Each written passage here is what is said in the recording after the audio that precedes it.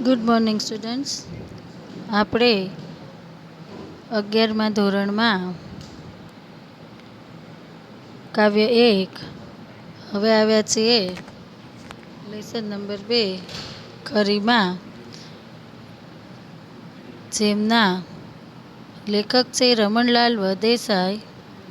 જન્મ 12/5/1892, અવસાન 20/9/1954. રમણલાલ વસંતલાલ દેસાઈનો જન્મ વડોદરા જિલ્લાના શિનોર ગામમાં થયો હતો. જાણીતા વિવેચક વિશ્વનાથ ભટ્ટે તેમને યુગમૂર્તિ વાર્તાકાર તરીકે ઓળખાવ્યા હતા. દિવ્યચક્ષુ, ભરેલો અગ્નિ, ગ્રામલક્ષ્મી ભાગ 1-4, કોકિલા, હૃદયનાથ, હૃદય વિભૂતિ તેમની યશસ્વી નવલકથાઓ છે. તેમની નવલકથા ઉપરાંત નવલિકા, એકાંકી, કવિતા, ચરિત્ર વિવેચન, પ્રવાસ તેમજ આત્મચરિત્ર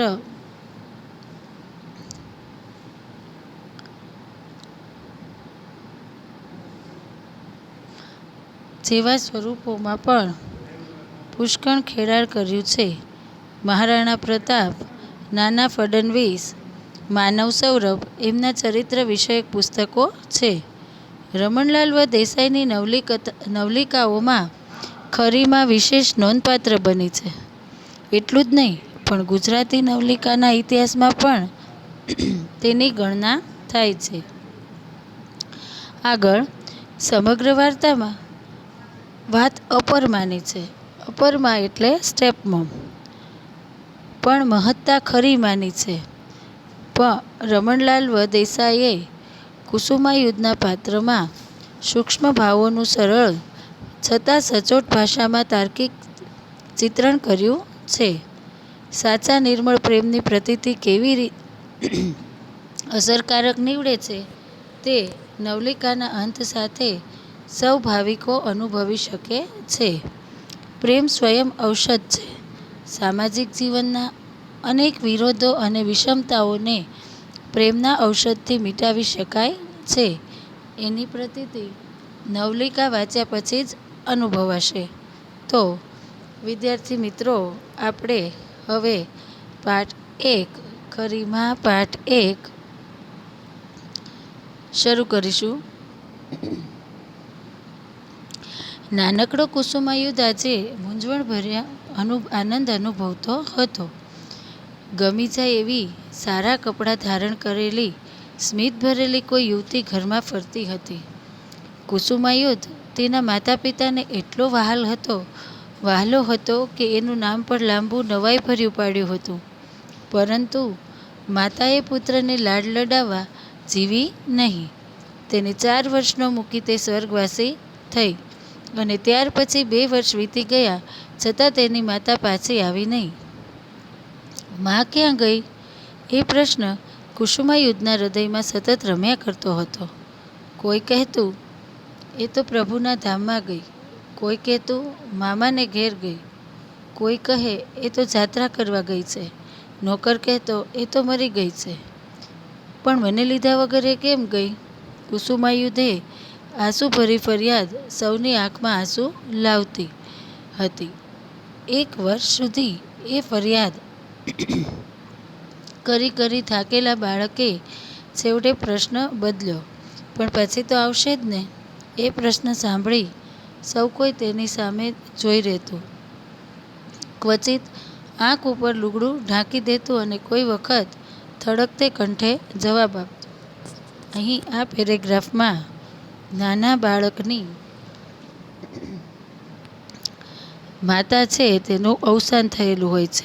હવે બાળ સહજ સ્વભાવને ખબર નથી કે પોતાની માતા ક્યાં છે અને મરી જવું શું કહેવાય, એટલે વારંવાર એ પૂછે છે. અને આપણે સૌ જાણીએ છીએ કે બાળક સૌથી પહેલાં એટલે કે સૌ પ્રથમ જો કોઈનું પૂછે તો કોણ? તો કે સૌથી પહેલું એને દુનિયામાં ગમતું હોય તો એ માં જ છે.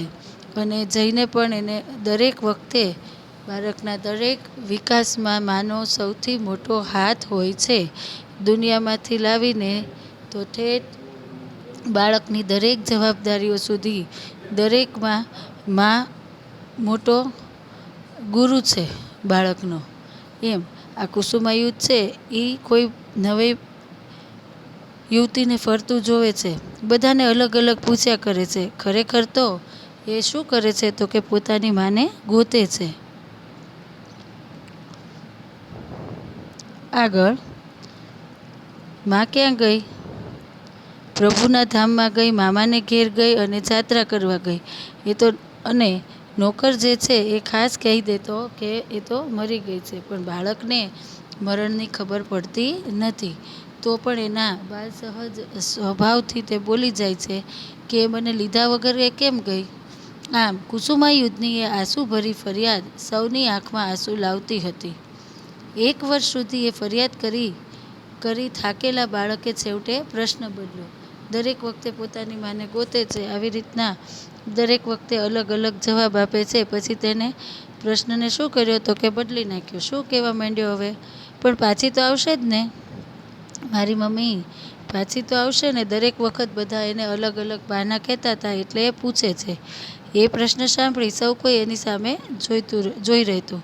ક્વચિત આંખ ઉપર લુગડું ઢાંકી દેતું અને કોઈ વખત થડકતે કંઠે જવાબ આપતું, હા હા આવશે હો.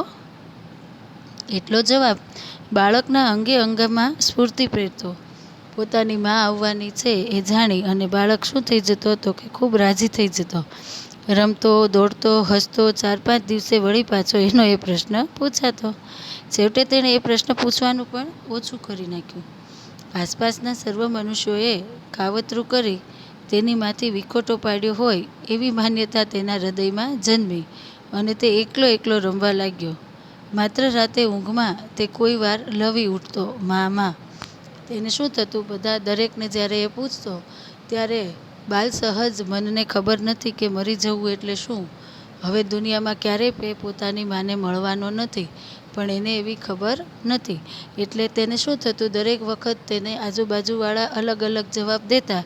એટલે હવે એને નક્કી કરી નાખ્યું કે આ લોકો તો મને શું કરે છે, હું પ્રશ્ન પૂછું અને આ બધાનું કાવતરું છે મારી માને અહીંયા ન આવવા દેવાનું એમ.